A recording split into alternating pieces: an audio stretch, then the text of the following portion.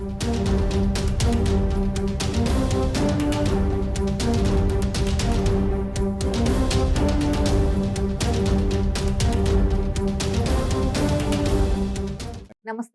మరో 2 నెలల్లో జరగనున్న ఏపీ అసెంబ్లీ, లోక్సభ ఎన్నికల్లో టీడీపీ, జనసేన కలిసి ముందుకు సాగాలని నిర్ణయించాయి.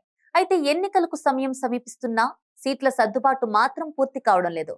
అయితే టీడీపీ, జనసేన ఎవరికి వారే సీట్లు ప్రకటించుకుంటున్నాయి.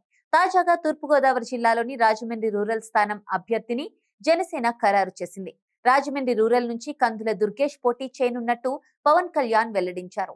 వాస్తవానికి రాజమండ్రి రూరల్ తెలుగుదేశం పార్టీకి కంచుకొట్ట లాంటిది. ఇప్పటి వరకు 3 సార్లు ఎన్నికలు జరగ్గా వాటన్నింటిలోనూ టీడీపీ జెండానే ఎగిరింది. 2009, 2014, 2019 ఎన్నికల్లో గెలిచి హ్యాట్రిక్ కొట్టింది. గత ఎన్నికల్లో వైఎస్ జగన్మోహన్ రెడ్డి ప్రభంజనాన్ని సైతం తట్టుకొని టీడీపీ ఇక్కడ విజయం సాధించింది. గత 2 ఎన్నికల్లో టీడీపీ సీనియర్ నేత గోరంట్ల బుచ్చయ్య చౌదరి ఇక్కడ విజయం సాధించారు. ఇలాంటి స్థానాన్ని జనసేన కోరుతుంది.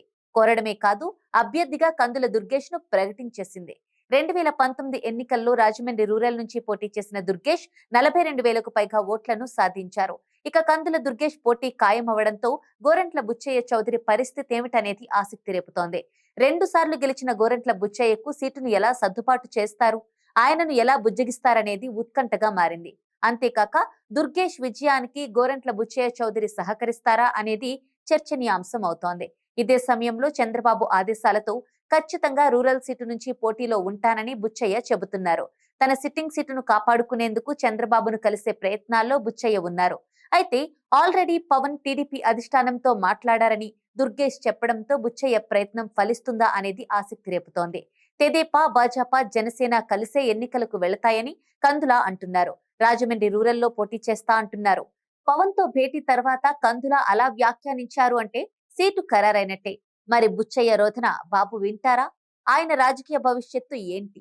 సీటు దక్కకపోతే ఎలాంటి నిర్ణయం తీసుకుంటారు అనేది ఇప్పుడు కీలకంగా మారింది.